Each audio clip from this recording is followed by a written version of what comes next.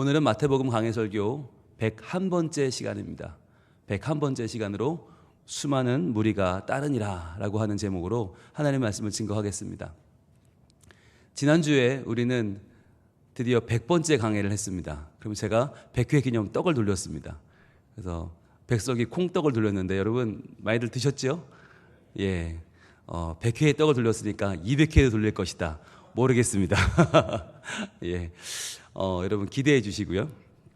우리가 마태복음을 100번을 같이 봤다. 이건 참 저는 너무너무 감사한 일이었어요. 그리고 복음을 100번 선포했는데 여러분이 그 100번을 받아냈다는 것도 참 감사한 일이고, 더 신기한 건 우리가 많이 바뀌지 않았다는 게 더 신기한 일이죠. 100번이나 그 말씀을 정면으로 받았는데, 전 그 말씀을 100번 전했는데 돌아보면 그만큼 바뀌었나? 돌아보면 많이 바뀌지 않은 것 같아요. 그래서 오늘 101번째 강해를 준비하면서 제가 참 마음이 싱숭생숭했어요. 하나님, 저부터 달라져야 될 텐데요. 그래야 우리가 달라질 텐데요. 그래야 우리가 살아가는 세상이 달라질 텐데요 라고 하는 간절한 소망을 가지고 오늘 말씀을 준비했습니다. 그래서 오늘 말씀은 더 떨려요. 지난주에 떡 먹으며 듣던 말씀보다 더 떨려요. 얼마나 하나님 말씀이 우리에게 정말 잘 터져야 되는 폭탄 같은 것인가. 잘못 터지면 오발탄 되면 안 되는데 제대로 터져야 될 텐데, 내 가슴에 먼저 터져야 될 텐데 라고 하는 그런 마음을 가지고 오늘 하나님 말씀을 준비했습니다. 자, 지난주에 우리는 예수님께서 행하셨던 3대 사역에 대한 사람들의 반응, 그리고 그 사람들의 반응에 대한 예수님의 또한 어떻게 그들을 받아주셨는가라고 하는 걸 봤어요. 그래서 데려오니 고치셨더라 라고 하는 말씀을 지난주에 봤는데, 지난주 본 본문이 바로 마태복음 4장 24절이었습니다. 한번 볼까요? 같이 읽습니다. 시작. 그의 소문이 온 수리아에 퍼진지라. 사람들이 모든 앓는 자, 곧 각종 병에 걸려서 고통당하는 자, 귀신 들린 자, 간질하는 자, 중풍병자들을 데려오니 그들을 고치시더라 라고 하는 본문이 지난주였어요. 자, 소문이 잘못 났어요. 일단 소문의 내용이 잘못 났다고 그랬죠. 예수님은 고치신 것만 한 게 아닌데, 예수님은 가르치시고 전파하시고 고치셨는데, 가르치시고 전파하신 건 소문이 안 나고 고치신 것만 소문이 났어요. 그래서 환자들이 몰려든 거예요. 마치 이동 무슨 파견된 국경 없는 의사회 이런 분들 온 것처럼 마치 가면 고쳐준다더라 라고 하는 잘못된 소문이 퍼져서 환자들만 냅다 오는 거예요. 그러니까 복음이 필요한 사람들이 와야 되는데, 변화될 사람들이 와야 되는데, 말씀이 필요한 사람들이 아니라 그냥 치료받기 위한 아주 표면적인 이유, 아주 1차적인 이유만 가지고 왔다. 그게 첫 번째 잘못된 거였고, 두 번째 잘못된 것은 대상이었죠. 유대인들을 위해서 오셨는데 유대인들은 껌뻑도 안 하고 꿈쩍도 안 하고 누가 움직였어요? 수리아 사람들, 저 북쪽의 이방인들이 신나게 몰려왔어요. 그러니까 잘못 소문이 났는데 예수님 어떻게 하셨어요? 데려오니 그들을 고치시더라 그랬단 말이죠. 그럼 이거 왜 고치셨는가라고 하는 걸 우리가 봤잖아요. 왜 고치셨는가? 잘못 왔는데 당신들은 아니에요 라고 말하지 않고, 자, 먼저 말씀부터 배우고 천국 복음부터 다 전파된 후에 고치겠습니다 하신 게 아니라 그들을 다 고치셨다. 다 세라피오 하셨다. 한 명 한 명을 정말 하나님을 섬기듯이 하나님을 예배하듯이 섬겼다. 서비스를 해주셨다. 그들을 세라피를 통해서 온전하게 그 마음과 육신과 영혼을 평안하게 해주셨다는 거죠. 왜 그랬는가라고 하는 것을 지난주에 봤는데, 바로 데려오니 고치셨다. 그들은 예수님께 나아올 수 없는 사람들이었다고 했죠. 자력으로는 도저히 올 수 없는 사람들. 그래서 이 말 속에 들어있는 모든 앓는 자라는 말은 슬픔과 비통이라고 그랬습니다. 비통. 너무너무 오래, 너무너무 많이 아파서 도저히 혼자로는 이 슬픔을 극복할 수 없고 이 비통을 어떻게 할 수 없는 사람들, 중환자들이죠. 혼자는 움직일 수도 없는 그 사람들을 사람들이 들쳐업고 메고 온 거죠. 그러니까 그렇게 데리고 나온 사람들의 열심을 보시고 그들의 딱한 처지를 보시고 고쳐주신 것이다라고 했어요. 그래서 각종 병에 걸렸다라고 하는 이 표현도 굉장히 이 당시에 가슴 아픈 표현이고요. 귀신 들린 자, 간질하는 자, 다 영적인 문제가 귀신의 세력에 눌린 사람들이죠. 게다가 중풍병자들, 약해진 사람들, 몸의 한 구석이 너무 약해져서 그 약한 몸을 도저히 회복할 수 없는 사람들을 데리고 오니 예수님이 고쳐주셨다라고 하는 것이요. 그러면서 우리가 정말 좋은 교회는 어떤 교회냐라는 얘기를 했어요. 정말 좋은 교회는 내가 도저히 예수님이 아니면 고침받을 수 없다고 고백하는 연약한 사람들이 많은 교회가 좋은 교회다. 그리고 또 좋은 교회는 그러한 사람들을 주님께로 데려올 수 있는, 서로 돕는 사람들이 있는 손길이 좋은 교회다. 그래서 교회는 서로 얼마나 잘났나, 내가 얼마나 사회적으로 명성이 있는가, 얼마나 돌이 많은가를 자랑하는 자리가 아니라 도리어 얼마나 약한가를 자랑하는 자리가 교회라는 거예요. 그래서 교회에는 슬픈 자, 비통하는 자, 지금 너무너무 괴로워서 내가 정말 아무것도 주를 위해서 할 수 없다고 고백하는 자들이 있는 곳이 교회다. 그리고 그런 이들을 주님께로 데려가려고 힘쓰는 자들이 있는 교회가 좋은 교회다. 지난주에 우리가 얼마나 이게 중요한 건지, 서로 돕는다고 하는 것, 서로를, 우리가 다 환자고 다 죄인이고 다 연약하지만 그러나 서로를 도와서 주님 앞으로 끌고 나가는 것, 함께 예배할 수 있도록 인도하고 함께 은혜 받을 수 있도록 인도하는 게 얼마나 중요한지를 하나님 말씀으로 같이 봤는데요. 그게 고린도전서 12장 28절이었습니다. 같이 한번 볼까요? 고린도전서 12장 28절, 지난주에 본 말씀인데요. 지난주에 못 찾으신 분들 한번 지금 찾으셔서 표시해도 좋을 것 같아요. 분명히 하나님이 세우신 은사가 나오거든요. 하나님이 친히 세우신 은사인데 우리는 그 은사 중에는 우리가 모르던 은사가 있단 말이죠. 우리가 알고 있던 뭐 다스리는 거, 방언하는 거, 그런 것보다 더 중요한 은사가 나오는데 그것이 바로 오늘 고린도전서 12장 28절에 나왔어요. 한번 같이 읽어볼까요? 시작. 하나님이 교회 중에 몇을 세우셨으니 첫째는 사도요, 둘째는 선지자요, 셋째는 교사요, 그 다음은 능력을 행하는 자요, 그 다음은 병 고치는 은사와 서로 돕는 것과 다스리는 것과 각종 방언을 말하는 것이라. 아멘. 그랬죠? 그러니까 하나님이 교회 중에 특별히 세우신 직분 그리고 은사가 있는데 그 중에 뭐가 있어요? 서로 돕는 것이 있단 말이죠. 서로 돕는 것. 이게 굉장히 중요한 은사란 말이에요. 그러니까 서로 돕는 것이 얼마나 서로 배려하고 서로 알아주고 서로 주님께로 인도해 주는 것이 큰 은사인가 하는 거예요. 여러분, 교회 나올 때 전화 한 통하는 거 되게 큰 은사입니다. 아, 집사님 오늘 우리 수요예배 같이 갈래요? 아이고 날도 더운데 뭘 가요. 집에 계시면 뭐 할 건데요? 드라마 보실 거 아니야. 갑시다. 가서 드라마보다 더 내 마음을 뒤흔드는 하나님 말씀 들으러 갑시다. 오늘 복음 101번째 마태복음 강의를 하는데 지난주 100번째 떡도 돌렸다는데 갑시다 라고 하는 마음으로 전화 한번 하는 게 얼마나 큰 건데요. 그럼 그 전화 받고 에이 집에 있으려고 그랬는데, 그리고 나오시는 그 한 번에 나와서 말씀을 받고 그 말씀을 통해서 삶이 변화되는 역사가 일어난다면 얼마나 감사한 일입니까? 자, 그 돕는 것은 말이죠, 그 다음에 뭐가 나와요? 다스리는 것이 나오고 그 다음에 각종 방언이 나와요.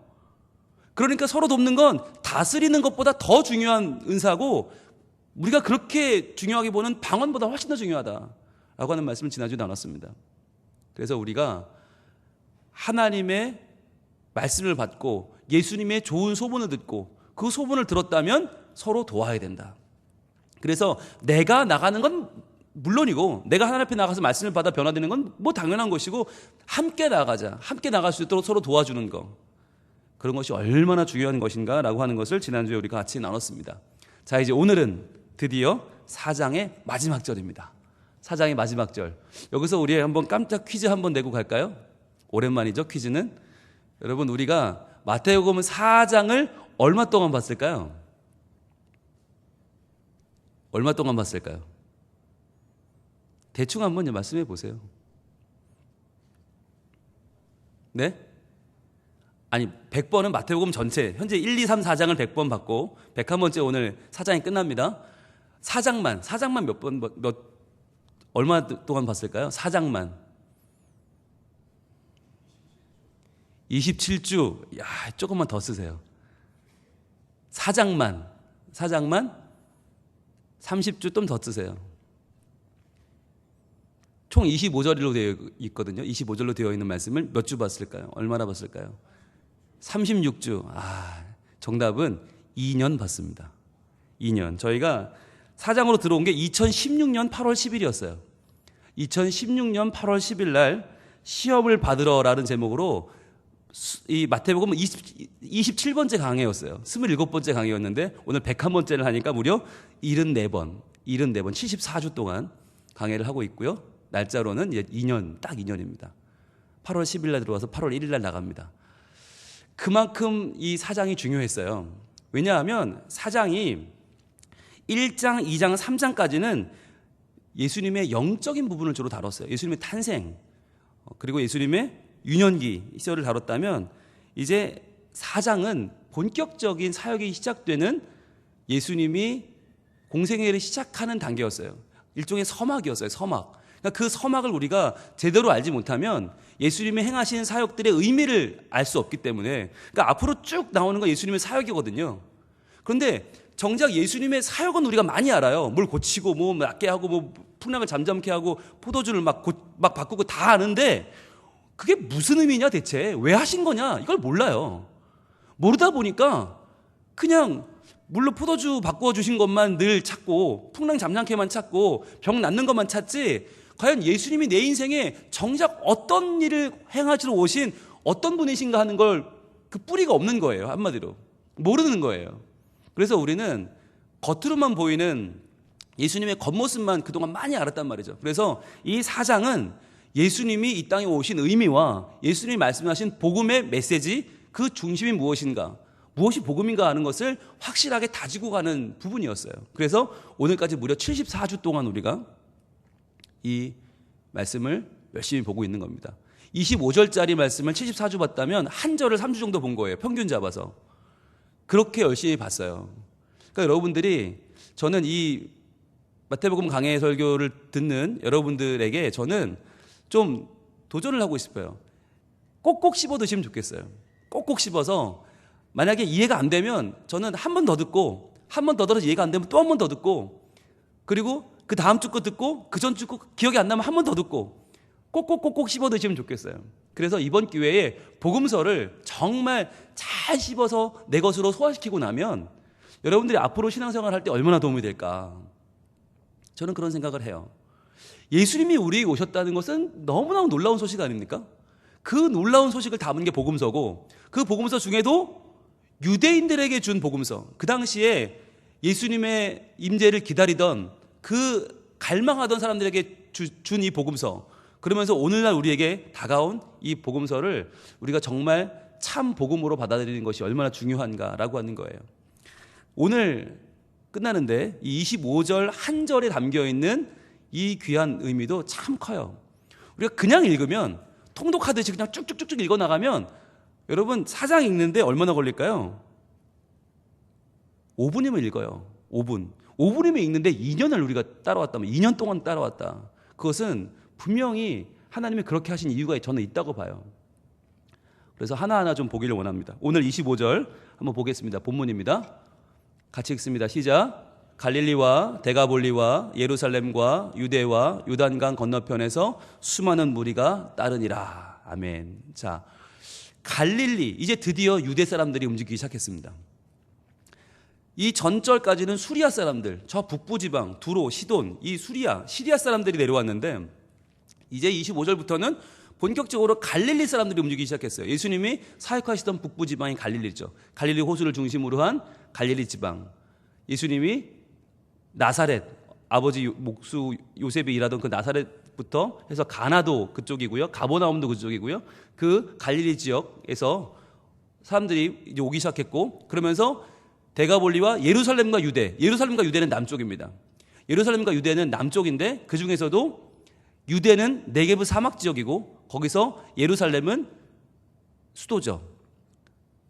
시온산 위에 있는 왕궁이 있고 성전이 있는 가장 중요한 장소. 그래서 거기는 종교적으로도 아주 발전한 장소고, 그 유대에는 여리고라고 하는 아주 유명한 돈 많이 버는 삭개오가 있는 그 도시가 여리고에 있고, 또 그 밑으로는 베들레헴이 있죠. 성전에 양을 공급하는 베들레헴. 그래서 양들을 치던 목자들이 예수님을 알리는 가브리엘 천사를 만났던 장소도 그 남유대이죠. 자, 그러니까 갈릴리와 예루살렘, 유대는 다 요단 서편이에요.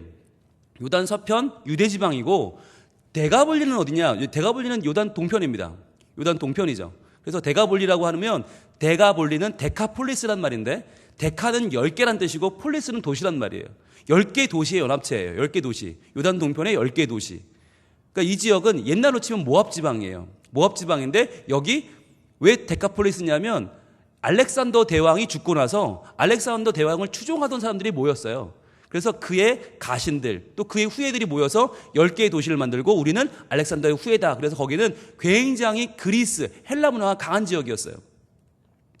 굉장히 잘 살고 자부심도 많은 그리스 귀족들이 모이는 장소였어요. 그런데 그 사람들이 예수님을 따랐다는 거죠. 엄청난 거죠. 게다가 요단강 건너편이란 말은 어디냐면 지금으로 말하면 옛날 구약으로 말하면 여러분 아시는 걸로 암몬 지방이에요. 모압과 암몬, 즉 요단 동편. 우리가 한마디로 말하면 길르앗이죠. 길르앗 지방. 모세가 느보산에서 죽고 요단강을 못 건너갔잖아요. 바로 못 건너간 바로 그 자리가 이제 여러분들 보시는 이 시대에는 베레아라고 불렀고 요단강 건너편은 자리가 됩니다. 말로만 들으면 잘 모르시겠죠? 그래서 제가 지도를 준비했습니다. 한번 지도 보여주세요. 저희들 말씀 묵상 훈련학교 시간에 직접 만들어 보신 분들이 많이 계실 겁니다. 그래서 만들어 보신 분들은 저 지도 하실 거고요. 아직 안 만들어 보신 분들은 하실 텐데, 자 보시면 이 지도가 이스라엘 지도고요. 이스라엘 지도는 오른쪽으로는 지중해가 있습니다. 지중해가 있고 가운데로 윗부분에 갈릴리 호수가 있고 쭉 요단강이 내려오고 밑에 사해가 있습니다. 그래서 그 지역이 되는데 첫 번째로 갈릴리 보여주세요. 이 갈릴리, 여기가 오늘 본문에 나오는 첫 번째 지방 갈릴리, 예수님이 사역하셨던 중심 지방이에요. 갈릴리 호수를 중심으로 한 여기 사람들이 몰려왔다는 거예요. 첫 번째로. 두 번째로 보여주세요. 데가볼리예요. 데가볼리. 여기가 아까 말씀드린 10개의 도시 데카폴리스가 모여있는, 그래서 헬라의 잔당들이 모여있고 헬라의 귀족들이 모여있는 지방이 여기였어요. 요단 동편이죠. 그 다음에 보여주세요. 여기가 바로 남유대와 예루살렘입니다. 남유대와 예루살렘. 이 지역이 가장 종교적으로도 경제적으로도 번성한 지역이고, 여기서는 갈릴리 사람들을 굉장히 무시했어요. 저 북방의 무식한 놈들, 갈릴리 굉장히 무시했어요. 그러니까 남유대는 모든 것의 중심지고, 그 다음에 그 바로 옆에서 요단강을 넘어가면 여기가 이제 베레아 지방인데 여기가 요단 건너편입니다. 그래서 데가볼리와 요단 건너편은 길르앗 지방, 요단 동편이 되고요. 그 다음에 거기서 요단강 건너오면 가나안 지방이 되죠. 그러니까 이렇게 보시면 저 중부 지방이 지금 비어 있잖아요. 저 중부 지방이 어디냐면 사마리아예요. 사마리아는 이 당시에 뭐 설명이 길어져서 나중에 설명드리겠지만 유대 사람들이 갈릴리 사람들도 그렇고 양쪽으로 다 피해 다니던 동네예요. 피해 다니던 동네. 그러니까 이 네 지역은 서로 왕래를 하지만 사마리아는 고립됐어요. 사마리아는 정치적인 이유로, 아주 민족적인 이유로 더럽게 생각했기 때문에 사마리아는 아무도 여길 지나다니지 않았어요. 그러니까 보시면 여러분 보세요. 또 오른쪽 위에 있는 곳은 골란 고원이라고 해서 거긴 사람이 살지 않아요. 그러니까 거긴 빼고 지금 사람이 사는 지역은 전부 다 예수님을 따랐다는 거예요. 그 남쪽의 종교적인 중심인 예루살렘과 유대도, 그리고 북쪽에 있는 갈릴리 지방 사람들도 예수님이 사역하시던 지방이죠. 그리고 요단 동편에 있던 데가볼리도, 그리고 베레아 지방도 다 예수님을 따랐다는 거죠. 이 지도에 의하면. 근데 여기서 여러분 우리가 의아해야 돼요. 그러면 마태복음 4장 25절에서 예수님 사역은 끝났어요. 그렇지 않습니까? 사마리아만 제외하면 모든 도시가 다 예수님을 따라요. 그럼 끝난 거 아닙니까? 그럼 예수님은 이 모두의 마음을 움직였으니까 이제 예수님은 이들의 마음을 다 모아서 하나님 나라 만들고 땡 하면 되는 거 아닙니까? 그런데 왜 이제 시작입니까? 왜 마태복음은 이제 시작합니까? 이 뒤로 너무너무 많은 사역들이 남아 있습니다. 왜입니까? 과연 그게 우리의 오늘 의문점이에요. 지도상으로 보면 다 얻었어요. 마치 점령군이 들어와서 다 얻은 거나 마찬가지예요. 사마리아는 그 당시는 사람으로 안 봤으니까 저 더러운 것들, 저 파렴치한 것들, 저건 인간이야. 사마리아는 아예 제껴놨으니까 그 외의 모든 지방 다 얻었잖아요. 그럼 게임은 끝났잖아요. 그런데 왜 아직 시작조차 못한 겁니까? 왜 아직 하나님 나라는 아직 뚜껑도 못 열었습니까? 왜 아직 아무 일도 벌어지지 않은 겁니까? 왜 예루살렘은, 왜 이스라엘은 조금도 변화하지 않았을까요? 그게 우리의 질문이에요. 이 정도면 다 바뀌어야 되는데, 이 정도면 난리가 나야 되는데 아무 일도 벌어지지 않았단 말이죠. 실제로는. 왜냐? 그게 오늘 본문에 바로 해답이 있어요. 오늘 본문으로 갑니다. 마태복음 4장 25절 다시 한번 볼게요. 마태복음 4장 25절 과연 무엇이 문제인가? 같이 읽습니다. 시작. 갈릴리와 데가볼리와 예루살렘과 유대와 요단강 건너편에서 수많은 무리가 따르니라. 아멘. 이 모든 지방에서 사람들이 많이 몰려왔어요. 그런데 그들은 누구였냐? 무리였다는 거예요. 무리. 여기에 문제가 있어요. 무리. 과연 무리가 누구길래 그럴까? 무리. 여러분, 무리란 누굴까요? 무리가 누구예요? 무리는 아무도 아니에요. 무리는 아무것도 아니에요. 여기서 무리라고 하는 단어가 이제 오클로스라고 하는 단어인데, 오클로스는 뭐냐면 그냥 사람들이 모여 있는 거예요. 그냥 모여 있는 웅성웅성 하는 사람들이 무리예요. 여기에는 공통에 묶을 수 있는 개연성이 없어요. 여기에는 이 사람들이 뭔가 정말 이것을 누구를 따른다? 과연 그 따르는 자와의 친밀함도 없고요. 인격적인 만남도 없고요. 이건 그냥 우르르 이렇게 몰려다니는 사람들 있잖아요. 와, 저기서 오늘 뭐가 뭐 좋다더라 그러면 우르르 몰려갔다가 아니라더라 이쪽이라 들어가면 우르르 몰려갔다가 이게 무리예요. 그러니까 무리는 힘이 없어요. 무리는 숫자는 많은데 한 번 반짝했다가 아니네? 우르르 무너졌다가 또 한 번 반짝했다가 우르르 무너지는 거. 그러니까 무리는요, 숫자가 아무리 많아도 의미가 없어요. 오늘 이렇게 많은 지방에서 정말 대부분의 이스라엘 지방에서 전부 다 요단 동편 서편 할 것 없이 북쪽 남쪽 할 것 없이 다 모여서 다 예수님을 따른다고 난리를 치지만 아무 일도 벌어지지 않은 이유는 그들이 아직 무리 수준이었기 때문이에요. 여러분, 이게 함정입니다. 우리는 사람들이 많아지는 것에 대한 환상이 있습니다. 교회는 커져야 한다. 사람들이 많아져야 된다. 예배를 많이 들어야 된다. 웅성웅성 해야 된다. 여러분, 그런데요, 분명히 그랬는데 마태복음 4장 25절에서는 아무 일도 벌어지지 않았습니다. 왜냐하면 그들이 예수님을 따르는 것처럼 보이지만 뭘 따른 겁니까? 결국은 메시아를 따른 게 아니에요. 우리를 위해서 구원하시고 우리를 위해 죽어주시고 우리를 위해서 참된 삶을 주러 오신 예수님, 복음의 주인공을 믿은 것이 아니라 단순히 병 고쳐주고 단순히 나에게 뭔가 유익을 주는 그 유익함만을 위해서 온 거예요. 그래서 나는 예수님을 위해서는요, 요만큼도 나를 희생할 마음이 없는 거죠. 예수님을 위해서는 요만큼도 내 것을 내놓을 마음이 없는 거예요. 자기 부인이 없는 신앙은요, 미신입니다. 자기 부인이 없어요. 헌신이 없어요. 아무 일도 벌어지지 않는 거예요. 환호하고 좋아하고 예수님을 많이 따르고 막 예수님밖에 없다고 막 그러는데 실제로 그들의 삶은 하나도 달라지지 않았기 때문에 하나님 나라가 올 수가 없는 거죠.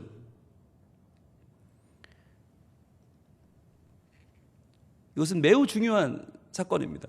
오늘 이 무리들이라고 하는 이들이 예수님을 따랐지만 예수님은 이들을 쳐다도 안 봐요. 바로 오늘 보면 다음 절 5장 1절이거든요.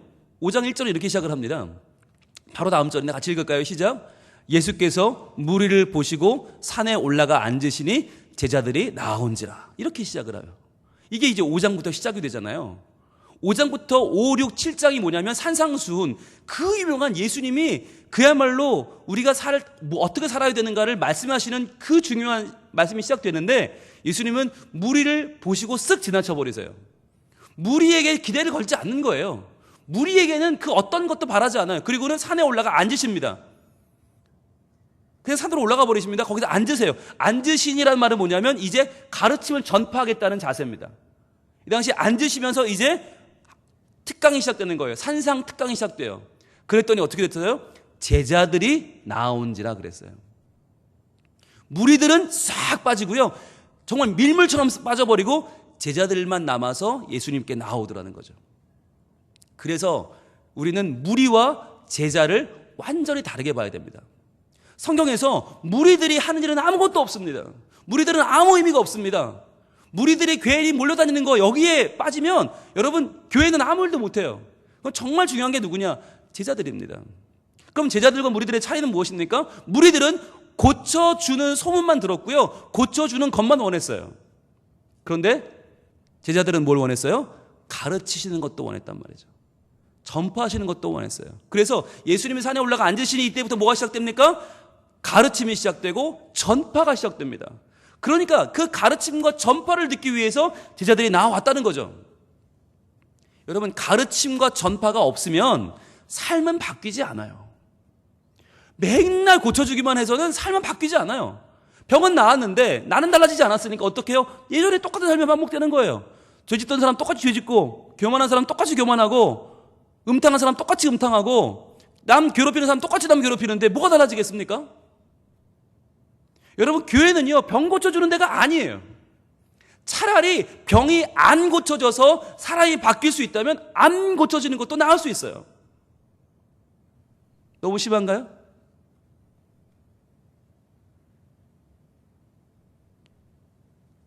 진짜 중요한 게 어디 있냐는 거죠. 병을 고치는 게 다냐? 무리들은 병 고치는 게 다니까 예수님이 가르치는 건 필요 없잖아요. 싹 빠져버려요. 자, 그래서 마태복음 5장, 6장, 7장이 끝난 뒤에 다시 8장이 시작될 때 또 나타납니다. 8장 1절 볼까요? 8장으로 갑니다. 산상수훈 끝나고 딱 8장 1절로 가면 다시 나타납니다. 8장 1절 같이 읽어볼까요? 예수께서 산에서 내려오시니 수많은 무리가 따르니라 그랬어요. 여러분, 이게 무리의 실체입니다. 수많은 무리가 따르다가 산에 올라가 앉으시니 싹 빠졌다가 다시 산에 내려오시니 우르르 따라요. 왜? 또 고치러 가나 보다. 또 뭐 신나는 거 하나 보다. 신기한 거 하나 보다. 놀라운 거 하나 보다. 여러분, 이런 사람들을 경제용어로 뭐라고 하는지 아십니까? 경제용어 체리피커라고 합니다. 체리피커. 체리피커가 무슨 말인지 아세요? 이렇게 우리가 다 같이 살려고 먹으려고 케이크를 샀어요. 케이크를 샀는데 케이크 위에 딱 체리가 하나 있어요. 여러분, 그거 먹을 수 있겠습니까? 눈치 보지 않겠어요? 그런데 그거를 쏙 빼서 먹는 사람이 있어요. 그 사람이 체리피커예요. 체리피커. 나는 빵은 안 먹어. 나는 생크림은 살찔까 봐 안 먹어. 나는 딴 건 관심 없어. 그런데 어머, 체리가 있네? 내가 좀 먹어도 되겠지? 쓱 먹는 사람. 그러니까 자기가 원하는 것만 딱, 나머지는 난 몰라. 그리고 쓱 빠져버리는 사람. 이게 체리피커예요. 그러니까 경제학적으로 많은 요소 중에 자기가 원하는 것만 싹 빼먹고는 나머지는 나 몰라라 하는 사람이 이 체리피커거든요. 그런데 무리의 특징이 그래요. 무리는 내가 좋아하는 것만 내게 주세요지. 그거 없으면 뭐 말씀은 관심 없고요. 가르침 관심 없고요. 뭐 전파 관심 없고요. 예수님의 기적만 쫓아다니는 사람들이 무리들이에요. 그래서 여러분, 교회는요, 무리들이 많아서는 아무 일도 되지 않아요. 아무것도 되지 않아요. 무리들이 많으면 오히려 뭘 해야 되느냐? 쇼를 해야 돼요. 왜? 신기한 거 좋아하니까. 새로운 거 좋아하니까.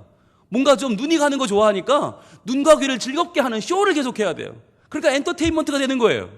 교회가 아니라, 복음이 아니라 뭔가 매번 뭔가 좀 웅장해야 되고 시끄러워야 되고 뭔가 우리의 마음을 후벼 파는 뭔가가 있어야 돼요. 그럼 눈물 콧물 짜야 되고 배꼽을 잡아야 되고.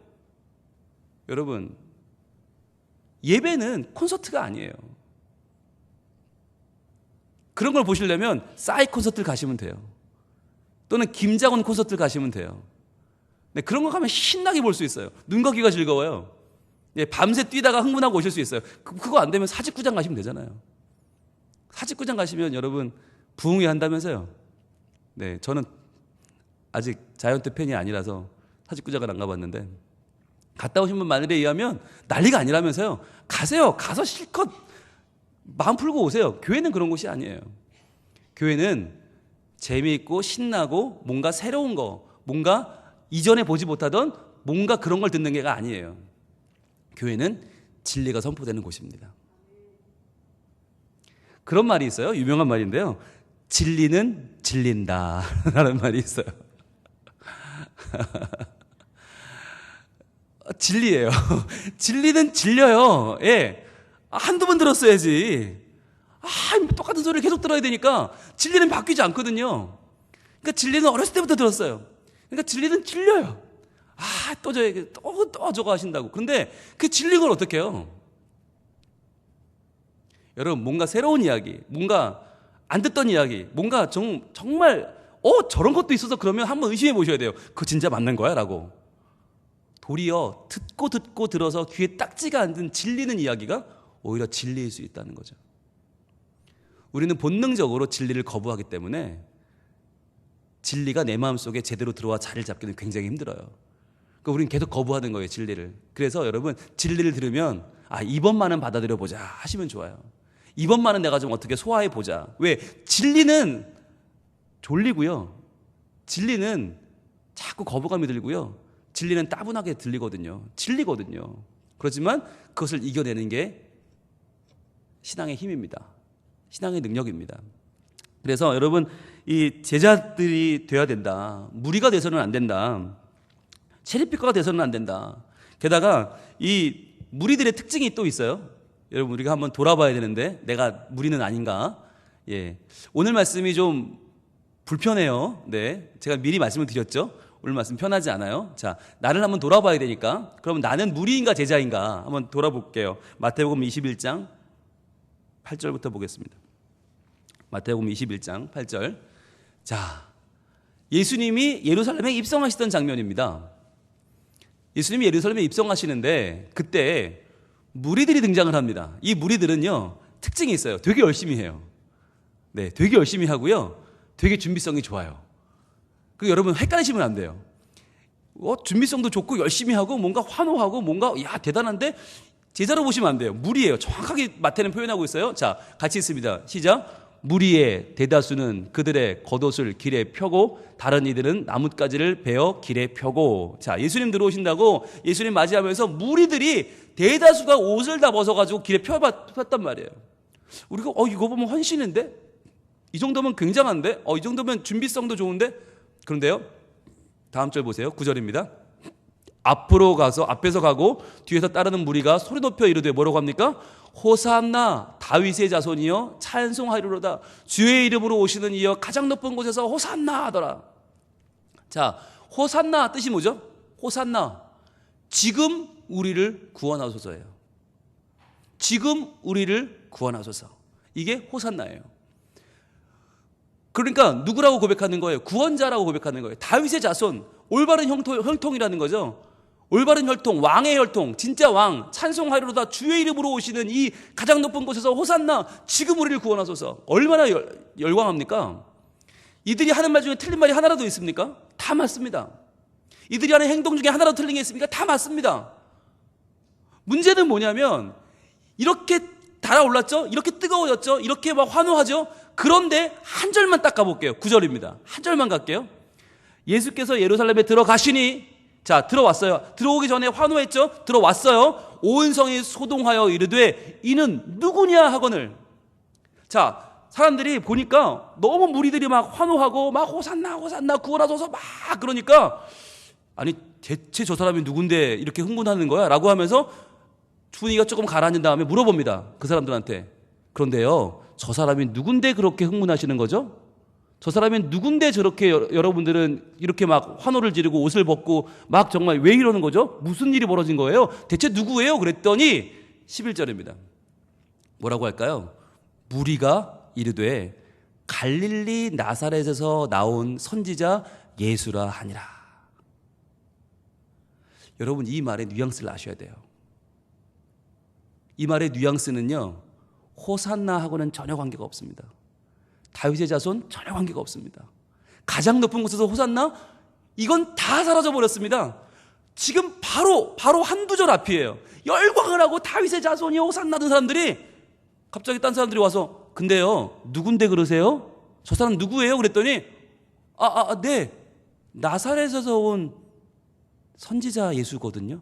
이 말은 뭐냐면 여기는 지금 예루살렘이에요. 가장 부흥하고 가장 멋지고 가장 돈 많고 성공한 도시예요. 거기서 나사렛이라고 부르면 뭔지 아세요? 그건 촌동네 중에 촌동네. 거의 어디 출신인지 부끄러워서 입을 못 댈 정도의 촌동네가 나사렛이에요. 야, 나사렛에서 선한 게 나와? 라는 말을 들을 정도로. 나사렛은 정말 전쟁을 지금까지 치르다가 다 폐허가 된 동네, 거기에는 올바른 인재가 나올 수 없는 동네, 거기는 인생의 밑바닥 동네가 가장 빈민촌인 나사렛이란 말이죠. 그러니까 무리가 이르되 갈릴리 나사렛에서 나온 선지자 예수라. 이 말은요, 예수님을 완전히 깔아뭉개는 말이에요. 그냥 선지자 정도인데 뭐 그리스도도 아니고 하나님의 아들도 아니고 다윗의 자손도 아니고 그냥 어쩌다 보니 여기까지 온 선지자에 불과한데, 그것도 저 갈릴리 저 나사렛 출신이랍니다. 그냥 예수래요 라고 하는 얘기예요. 한 절 두 절 만에 분위기는 확 바뀌어버립니다. 이게 무리예요. 이 어마어마한 냄비근성. 끌어오를 때는 자기 인생을 다 줄 것처럼 하다가 실제로 툭 치면서 근데 누군데요? 그랬더니 모르겠는데요? 그냥 촌동네 그냥 선지자 그냥 사람들이 그럼 왜 그러셨어요? 모르죠. 지금까지 왜 화내셨어요? 글쎄요, 옆 사람이 하길래 나도 그냥 한번 같이 해봤는데 아무 이유가 없어요. 아무 이유가 없어요. 뭘 보고 그럼 호산나라고 외쳤을까? 이유가 없어요. 여러분, 이 무리들이 결국에는 이를 칩니다. 27장으로 갑니다. 마태복음 27장 조금만 더 뒤로 갑니다. 27장 20절. 이들이 이를 쳐요. 이렇게 아무 생각이 없으니까 이렇게 쉽게 흥분하고 쉽게 일을 내니까 27장 20절에서 이들은 드디어 이런 일을 칩니다. 같이 읽습니다. 대제사장들과 무리들이 무리를 권하여. 자, 무리를 권해요. 항상 무리는 이렇게 귀가 얇아요. 무리를 권하여 뭐라고 합니까? 바라바를 달라 하게 하고 예수를 죽이자 하게 하였더니 총독이 대답하여 이르되 둘 중에 누구를 너희에게 놓아주기를 원하느냐? 이르되 바라바로소이다. 바라바로소이다. 결국 예수님을 죽음으로 몰아간 사람들은 누구였어요? 바로 무리들이었어요. 무리들이었어요. 이게 냉혹한 현실입니다. 그 당시에 빌라도는 이러한 종교적인 일에 엮이고 싶지 않았습니다. 그래서 대제사장, 서기관, 바리새인들 이들의 이야기를 들어줄 마음이 없었습니다. 괜히 이들의 종교적인 일에 끼어들었다가 괜히 자기가 나중에 문제가 생기면 책임을 져야 되니까 빌라도는 빠지고 싶었어요. 그래서 바라바라고 하는 그 당시 가장 잔인하고 포악한 살인자요, 난동을 부렸던 정말 깡패 중에 깡패, 불한당을 내려놓습니다. 이 정도면 사람들이 그래도 이 정도면 헷갈리지 않겠지. 예수라는 사람이 내가 볼 때 죄가 없거든요. 그러니까 바라바 정도의 악한 살인자요, 난동꾼을 내놓으면 당연히 사람들이 이 바라바를 죽이고 사형시키고 예수를 살리자고 하겠지 싶어서 내놨는데 결과는 거꾸로였죠. 왜 그랬어요? 바로 무리들이 넘어갔어요. 무리들이 대제사장들과 장로들이 무리를 권하여 여기 넘어갔어요. 그래서 누구를 원하느냐는 말에 바라바를 원했죠. 예수는 어떻게 하랴? 십자가에 못 박아라. 그래서 십자가에 못 박아 죽게 된 거죠. 여러분, 이들이 예수님을 믿는 사람들이었어요. 예수님의 적이 아니었어요. 예수님 편이었어요. 예수님을 따른다고 하던 사람이었어요. 예수님을 따르는 사람들이었어요. 그런데 그들이 결국 예수님을 죽였어요. 예수님이 누군지도 모르고 예수님의 본 모습도 모르고 환호했던 그들이 예수님의 본 모습도 모르고 죽여버렸어요. 여러분, 우린 이럴 수 있어요. 저와 여러분이 이럴 수 있어요. 예수님이 누군지도 모르고 좋아할 수도 있고요. 예수님이 누군지도 모르고 우리는 두 손 들고 찬양하고 2시간, 3시간을 기뻐 뛰면서 방언도 할 수 있고요. 우리는 2시간, 3시간을 정말 열정적으로 예배할 수 있어요. 그리고서 나가면서 툭 치면 누군데? 몰라. 근데 왜 그랬어? 남들이 하니까. 그리고는 누군지도 모르고 예수님을 정죄할 수 있고요. 예수님을 죽여버릴 수도 있어요. 그리고 툭 치면 누군데? 몰라. 왜 죽였어? 몰라. 이게 무리가 가지고 있는 아주 위험한 일이에요. 얼마나 어리석은지 말 한마디에 혹하고 넘어가고요. 누가 권하면 넘어가고요. 기준이 없어요. 그럼 어떻게 하면 우리가 무리가 되지 않고 제자가 될 수 있을까? 여러분, 근데 이게요, 오늘날에 너무 힘들어요. 그래서요, 오늘 제가 말씀을 다 못 드려요. 너무 힘들어요. 이걸 제가 고민을 많이 했어요. 어떻게 하면 우리가 무리가 아니고 제자가 될 수 있을까 고민했거든요. 답이 안 나와요. 여러분, 이것도 힘든 일이에요. 무슨 설교를 하려면 답이 나와야 되잖아요. 오늘 여러분, 이렇게 하면 제자입니다, 아시겠죠? 끝! 이러면 좋은데 모르겠어요. 어떻게 하면 제자인지 모르겠어요. 교회 나온다고 제자냐? 아니잖아요. 그건 기본 아니잖아요. 그럼 예배한다고 제자냐?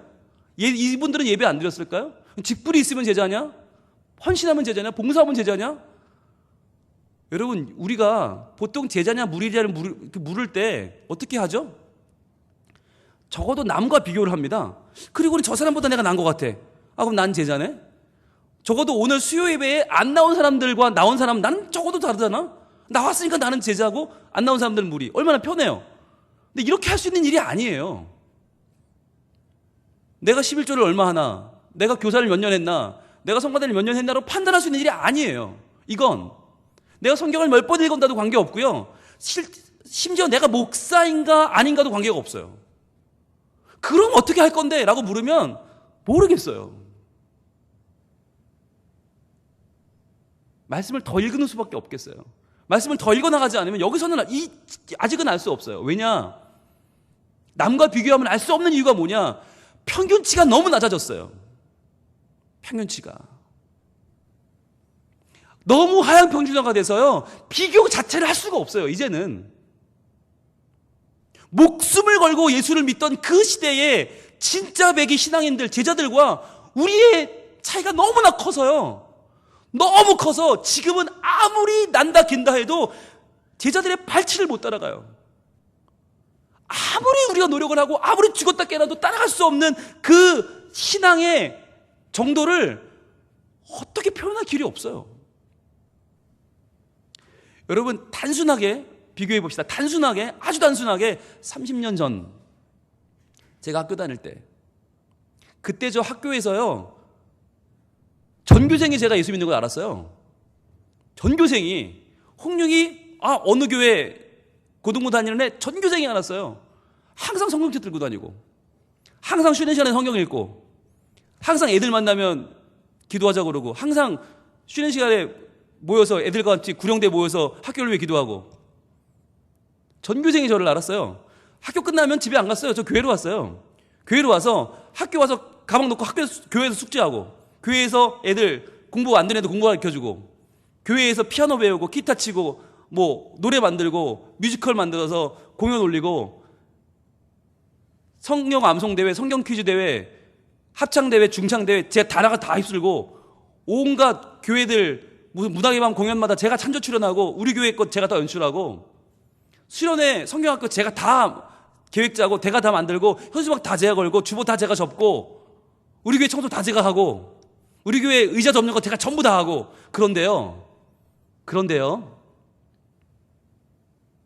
제가 고등부 회장이 되자 친구들이 뭐라고 그러는지 아세요? 저 따위가, 홍룡이 따위가 고등부 회장이 돼? 말세다 그랬어요. 왜냐하면 저보다 훨씬 나은 애들이 많았어요. 저보다 훨씬 신앙이 정말 두터운 아이들이 많았어요. 진짜 배기가 많았어요. 저는 헛껍데기였어요. 요즘으로 말하면 여러분, 이런 애가 고등부 회장 안 하면 누가 합니까? 그런데 그 당시 저의 동기들은 전부 다 이건 받아들일 수 없다. 어떤 친구는 그렇게 말했어요. 하나님이 계신지 물어봐야겠다. 하나님한테 좀 물어봐야겠다. 왜 그렇게 하셨는지 난 이해가 안 된다. 어떻게 홍룡이 따위가 고등부 회장이 되냐? 여러분, 지금으로 보면 괜찮지 않아요? 좀 괜찮다고 그래 주세요. 저 열심히 했는데. 요즘 그런 애 있으면 여러분 상 줘야 돼요. 근데 제 때는요, 저 때는 그렇게 하는 애가 고등부 회장이 되니까 난리가 났어요. 뭐 저거밖에 안 되는 게? 이러면서 애들이 저를 얼마나 무시했는지 아세요? 근데 더 중요한 건 저도 그렇게 생각했어요. 어떻게 나 따위가, 나처럼 믿음 없는 아이가, 나처럼 정말 하나님도 모르고 나처럼 진짜 믿음도 없고 아무것도 아닌 아이가 어떻게 고등부 회장이 되지? 그러면서 그때부터 눈물로 기도했다니까요. 하나님, 제가 이 무거운 직분을 잘 감당할 수 있도록 도와주소서. 그러면서 진짜 그때부터 저 얼마나 열심히 기도했는데요. 그러다 여기까지 온 거잖아요. 근데 여러분, 오늘날은 어떻습니까? 너무 하향평준화가 됐어요. 그냥이 아니라 너무. 이제는 저 100분의 1만 해도 고등부 회장 되고도 남을걸요? 100분의 1이 뭐예요? 1000분의 1만 해도 고등부 회장 아마 사방에서 떠밀어서 개 회장으로 세울걸요? 이제는 너무 하향평준화가 됐어요. 어른들도 마찬가지고, 청년들도 마찬가지고, 모두가 다. 교육자도 모두가 다. 이제는 부끄러워서 제가 이렇게 합시다 저렇게 합시다를 못하겠어요. 어떻게 하면 좋겠습니까? 무리는 이렇게 많은데 아무 힘도 없었어요. 무리는 이렇게 많은데 아무것도 달라지지 않았어요. 이제 예수님의 사역은 시작입니다. 그렇다면 우리도 돌아봐야 됩니다. 아직 내가 무리라면 이제는 주님이 일하셔야 됩니다. 주님, 이제 5장부터 시작되는 마태복음 5장부터 시작되는 진짜 예수님의 사역이 주님 저에게 필요합니다. 이 시간 저는 한 가지밖에 못하겠어요. 저는 무리입니다라는 고백밖에 못하겠어요. 주님, 저는 무리입니다. 주님이 일하셔야 됩니다. 주님이 일하시지 않으면 주님, 저는 아무것도 아닙니다. 그래서 이 시간에 겸손한 마음으로 우리가 101번의 강해를 했지만 아직까지 우리가 무리임을 고백하면서 주님 일하여 주옵소서. 주님 일하여 주옵소서. 제자 되기 원합니다. 제자 되기 원합니다. 주여, 앞으로 시작되는 5장과 6장과 7장 이 앞으로의 모든 강해들 가운데에서 하나님 말씀하여 주옵소서. 그 말씀 따를 힘을 주옵소서. 주여, 그 말씀대로 사는 진짜 제자가 되기를 원합니다. 어떻게 해야 됩니까? 하나님 알려주시고 도와주시고 나를 살려주옵소서. 기도하는 것밖에는 방법이 없을 것 같아요. 우리가 찬양할 텐데요, 이런 찬양입니다. 내 마음에 주를 향한 사랑이 없다는 거예요. 지금 나의 말엔 주가 주신 진리로 이것도 지금 없다는 거예요.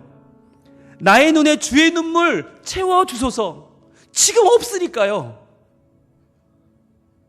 그냥 나 좋은 것만 찾고 나한테 유익된 것만 찾고 내 귀에 좋은 것만 찾고 내가 받아서 나한테 유리한 것만 찾는 이 시대에 나는 아직까지 난 무리라는 거예요.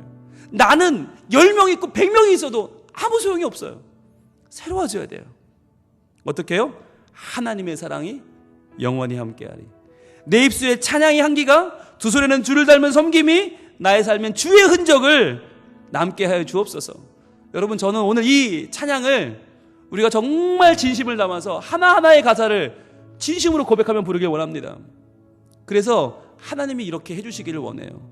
앞으로 말씀을 배워가는 5장, 6장, 7장, 8장, 9장, 10장, 11장, 12장 한 장 한 장을 해나가면서 어느덧 우리가 돌아볼 때 아하, 내가 변화를 받았네요. 하나님, 이제 제가 조금 제자가 되어가네요. 아니, 제자가 되었네요. 하나님, 저를 사용하여 주옵소서. 할 수 있는 그때가 오기를 원합니다. 그때까지 십자가의 길을 걸어가는 우리들, 주의 순결한 신부가 되는 우리를 원하시는 하나님께서 말씀하실 것입니다. 우리를 고치실 것입니다. 인도하실 것입니다. 우리 주님을 바라보는 마음으로, 기도하는 마음으로 찬양드립니다. 내 마음에 주를 향한 사랑이, 내 마음에 주를 향한 사랑이, 나의 말엔 주가 주신 진리로 나의 눈에 주의 눈물 채워주소서.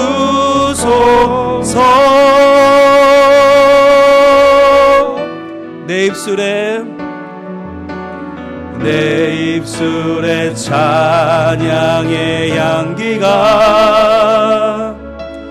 두 손에는 주를 닮은 섬김이 나의 삶에 주의 흔적 남게 하소서. 우리 함께 찬양할까요? 하나님의 사랑이 우리와 함께 할 것입니다. 하나님의 사랑이 영원히 함께하리. 십자가의 길을 걷는 자에게, 순교자의 삶을 사는 이에게,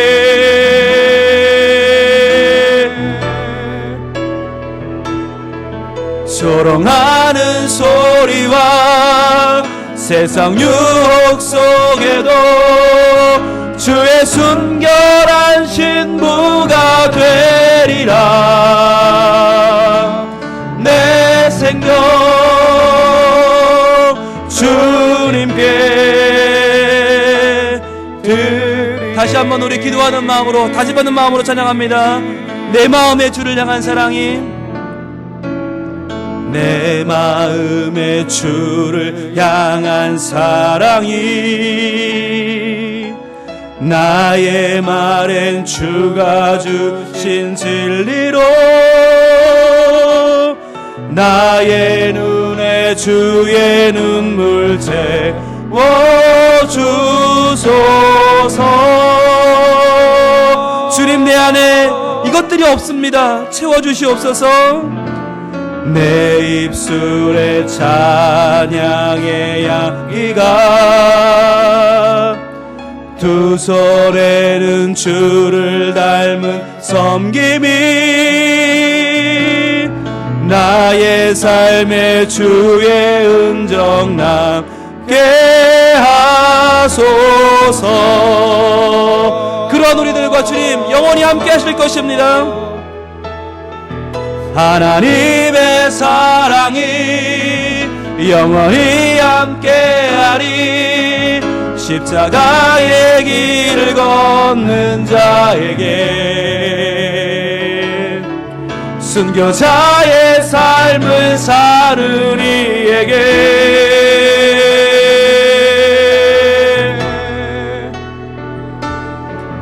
조롱하는 소리와 세상 유혹 속에도 주의 순결한 신부가 되리라. 내 생명 주님께 드리니. 여러분, 준비가 되셨습니까? 이제 진짜 삶을 구할 준비가 되셨습니까? 진짜 제자의 삶을 구할 준비가 되셨습니까? 지금 나의 삶이 얼마나 부끄러운지 바라보지 못하면 이것은 구할 수 없어요. 입만 하면 충분해요? 뭐가 달라졌어요? 하나님 달라지게 해주옵소서. 진짜 목사 되게 하시고, 진짜 장로 되게 하시고, 진짜 권사가 되게 하시고, 진짜 집사, 진짜 성도가 되게 하셔서 하나님 나로부터 하나님 나라가 바로 세워지는 마음의 변화, 심령의 변화, 삶의 변화, 내 구체적인 하나하나의 변화들이 이제 시작되게 하여 주옵소서. 무리로는 소용없습니다. 하나님을 따른다고요? 뭘 따랐는데요? 하나님, 정말 내 삶이 복음의 삶이 될 수 있도록 주여 이 시간 나를 새롭게 하여 주시고 나를 도와주옵소서. 주여 날 좀 어떻게 해주옵소서. 내 답답한 마음을 듣게 하를 때에 주께서 내 마음에 찾아오시고 함께 할 줄 믿습니다. 주여 문을 주기도 합니다. 주여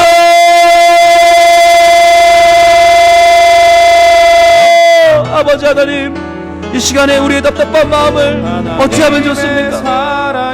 어찌하면 좋습니까? 우리는 이렇게 말해도 아무 소용이 없는데, 우리는 예수님을 따른다고 해도, 예수님을 찾는다고 해도, 아무리 예수님을 좋아해도, 아무리 예수님을 이렇게 높이고 찬양하고 예배해도 우리의 예배는 아무것도 아닌데, 도리어 조금만 마음이 바뀌면 예수님을 십자가에 못 박을 수 있는 게 무리인데, 주여 우리들이 바로 그런 무리가 아닙니까? 주여 우리의 마음을 우리는 어찌할 수가 없습니다. 주여 어떻게 해야 제자로 될 수 있는지 우리는 모릅니다. 어떻게 살아야 할지 우리는 알지 못합니다. 주여 우리의 열악한 마음 남과 비교해서 조금 더 낫다고 것을 제자라고 말할 수 없는 우리의 열악한 현실 가운데에서 저희들 진짜 제자의 삶을 하나님께 구할 수밖에 없음을 이 시간에 고백합니다. 하나님밖에는, 하나님 외에는 어느 누구도 나의 삶을 변화시킬 수 없고, 하나님 진짜 예수의 삶을 살아가는 진짜 제자로 바꿀 수 없음을 고백합니다. 주여 하나님 말씀을 우리에게 진짜 허락하여 주시고, 그 말씀을 하나하나 곱씹는 가운데, 그 말씀으로 내가 변화되는 가운데, 그 말씀으로 내 삶이 하나님을 따라 살아가는 진짜 제자의 길을 걸어가기 원하오니, 주여 내게 가르쳐 주시고 전파하여 주시고 고쳐주시고 나에게 하나님의 그 거룩한 나라를 깨닫게 하여 주시고, 주여 내게 보여주시옵소서. 주여 나를 인도하여 주옵소서. 주여 내가 변하지 않으면, 내가 변하지 않으면 아무도 변하지 않습니다. 하나님, 내가 꿈꾸지 않으면, 내가 욕심내지 않으면, 내가 달라지지 않으면, 내가 구체적으로 변화되지 않으면 아무리도 변화되지 않습니다. 주여 아버지 하나님이여, 우리에게 하나님 새로운 마음을 주시옵소서. 주여 새로운 믿음을 주시옵소서. 새로운 삶을 주시옵소서. 새로운 다짐을 주시옵소서. 새로운 관계를 주시옵소서. 주여 새로운 말과 새로운 생각과 새로운 행동과 새로운 믿음 허락하여 주시기를 원합니다.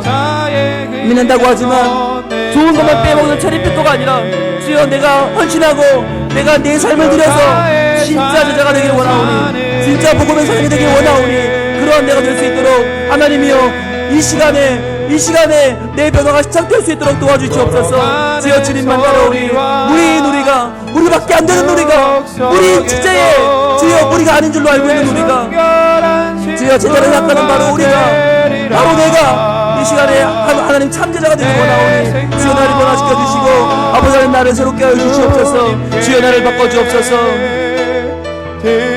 우리 함께 고백합니다. 하나님의 사랑이 우리와 영원히 함께 할 것입니다.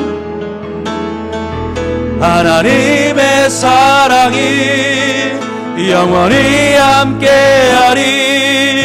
십자가의 길을 걷는 자에게 순교자의 삶을 사는 이에게 오 주여 조롱하는 소리와 세상 유혹 속에도 주의 순결한 신부가 되리라. 내 생명 주님께 드리리. 내 생명 주님께, 내 생명 주님께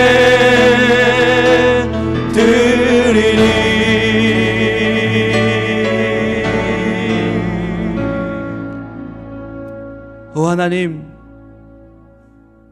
무리들은 지가 무리인 줄 모릅니다. 지가 제자인 줄 압니다. 주님, 저도 무리인 줄을 몰랐습니다. 제자인 줄 알았습니다. 그래서 내가 뭐 대단한 거라도 한 줄 알았습니다. 대단하게 주님을 따른 줄로 알았습니다. 그런데 이제 보니 나 좋은 것만 쏙쏙 빼먹는 체리피커였고, 쉽게 달아올랐다가 쉽게 식어져 버리는 무리였음을 고백합니다.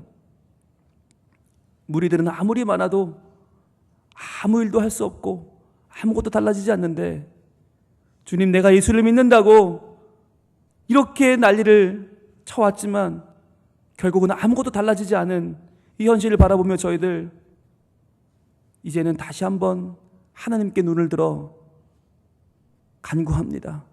기도합니다. 하나님, 나는 무리입니다. 나를 예수님의 제자를 삼아 주시옵소서. 이제부터 다시 말씀을 따르게 하시고 다시 말씀을 받게 하시고 그 말씀이 나를 변화시키는 놀라운 역사가 다시 시작되게 하여 주시옵소서. 이제 시작되는 마태복음 5장, 6장, 7장의 말씀, 이 산상수훈의 말씀이 그저 내 귀를 즐겁게 하는 교훈으로 끝나지 않게 하시고 우리가 참 제자가 되는 길이 열리는 복을 누리기를 소원합니다. 무리인 우리를 용서하시고 무리인 우리를 받아주시고 여기까지 함께 하신 주님, 이제 무리임을 깨닫고 나아가는 하나님의 사람들을 온전히 붙잡아 주시고 참된 예수 그리스도의 제자가 될 수 있도록 주여 은혜를 내려 주시옵소서. 우리를 붙잡아 주시옵소서. 나를 도와주시옵소서. 오직 주님께 맡기고 나아갈 때에 주님께서 온전히 일하실 줄로 믿사오니 하나님 역사하시고 도우시고 인도하여 주시옵소서. 예수님 이름으로 기도합니다. 아멘.